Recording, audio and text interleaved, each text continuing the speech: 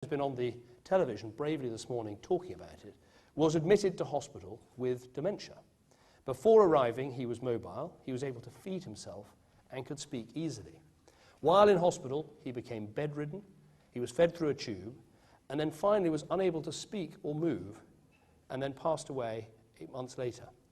This is a tragic story, but I'm afraid it's not an isolated one. The phrase that comes up time and again is that people come out of hospital a different person. So there are a couple of resolutions we've got to make. We've got to make very clear that for people with dementia, hospital should be the last resort. Our health reforms are going to help achieve that by putting more power in the hands of clinicians, particularly local clinicians. So take the local doctor working in, say, Devon. She knows there are a few elderly ladies living in the village who have dementia. She also knows that, as often happens, they might forget to drink enough water, so they get dehydrated, they get urinary tract infections, and they end up in hospital where they get worse.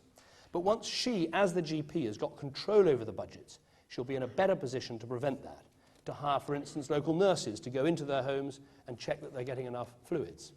This is what we want more of: more thoughtfulness, more community care, more independence. But of course there will be times when hospital is the only option. That's why the other resolution we've got to make is that care in hospitals and care homes must get much, much better. The most important things in the NHS are not the structures or the systems. They're kindness, care, gentleness, nurses taking the time to chat to people, reassure them, ease their distress, making sure they have enough to eat and drink. Every single patient with dementia has the right to be treated with that dignity and respect.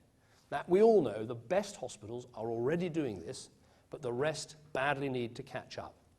One of the ways we'll make that happen is through getting the incentives right and rewarding hospitals for providing good dementia care. So from next month, April 2012, there'll be £54 million of funding on top of the normal tariff to encourage hospitals to get to grips with dementia. In the first year, that money, the so-called sequin payments, will be there for those who assess over 75-year-olds admitted to hospital to check for signs of dementia. This isn't some box-ticking exercise. It's about actively trying to pick up people who may not realise they have dementia so they can be referred for proper diagnosis. That's the raising awareness stage. Then from next year, we'll be at the raising the standards stage. The sequin payments will only go to those hospitals that show they're really stepping up to the plate on the quality of their dementia care. Now, that might be proper dementia training for nurses, or dementia-friendly wards with clearer signs and lights that are bright enough to make things less disorientating. This is what our NHS has got to be: an institution that rewards excellence, that expects the very best, as though it were our own mother or father right there in the ward. But without doubt, one of the biggest things we've got to get right in our public services is social care. The overwhelming complaint you hear today, and I hear it as a constituency MP, is helplessness. People given little or no choice about the care they can get at home. They're in the dark often about what lies in the future in terms of care homes. And of course, there's that real worry of losing control of the finances, even losing the home that you've worked so hard for, in order to pay the care home fees. Now, on the financial point, we know there are huge challenges. We know people are suffering massive financial losses. We're determined to do the right thing by these people. And when we publish the Care and Support White Paper in the near future, we'll be saying more about the wider reforms that are needed. But I want to say today what we're going to do to improve the quality of care. Because put simply, our reforms should be about ending the helplessness that people feel, putting more power in their hands so that through the act of choosing what care they have, what home they stay in, that they can make things better. So for those who get their care at home, we're rolling out personal budgets and direct payments that put people in the driving seat. They have the money to make the choices. Now, I know from experience how incredibly frustrating it is when some distant official is telling you that the kind of care package you need, where you should go and how it should be spent. And you think, hang on a minute, this is my family, this is my home, this is my life. I want to make those decisions because I know what is best for me or for the relative I'm looking after. If it's a different care agency people want, so be it. If it's a specialised kind of therapy, they should be able to choose it. We want to end the nightmare of the one-size-fits-all, and I do believe this is happening quite rapidly. The most recent figures show almost 340,000 people were receiving their own personal budgets at the end of March last year. By April next year, when personal budgets are available for everyone, that figure should have doubled. Now, this is a huge change that's already putting people with dementia and their families in greater control. But another thing we need to do is to make life a lot easier by joining up NHS and social care.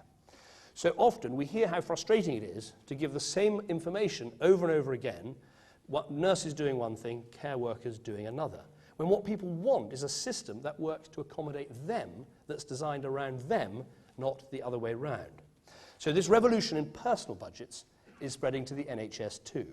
We're committed to offering them to 50,000 NHS continuing care patients by 2014, and I want us to keep up that momentum so more and more people get the tailored care they deserve. The vision is for health and social care working much more seamlessly, social workers and GPs, nurses and voluntary sector workers coming together around people to make sure their needs are met.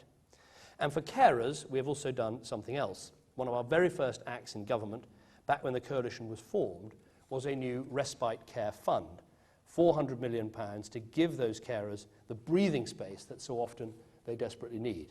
This is about recognising, pure and simple, what an amazing job these people do, not just for their families, but also for our country.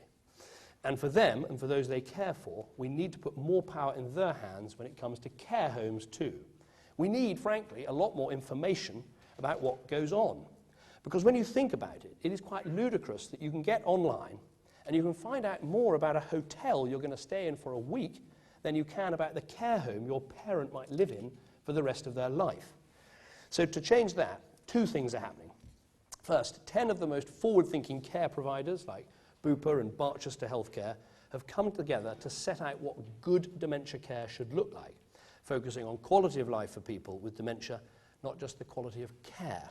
They've pledged to live up to these standards, and that's going to be a badge of excellence, applying peer pressure to all other care homes. But to give these standards real bite, the other thing we're doing is bringing in a whole new era of transparency in the care sector. In the white paper, we're going to shine a light on the quality of care in every care home and in every care agency. There's going to be feedback from family and friends, hard information. We've seen how transparency can transform public services, and this is going to do the same for care. Putting people in control, forcing different providers to raise their game, and open, honest pursuit of excellence. So big new changes are coming in across our public services. And I wish this could be enough on its own. But we're not going to meet the dementia challenge purely by focusing on health and social care. Because dementia isn't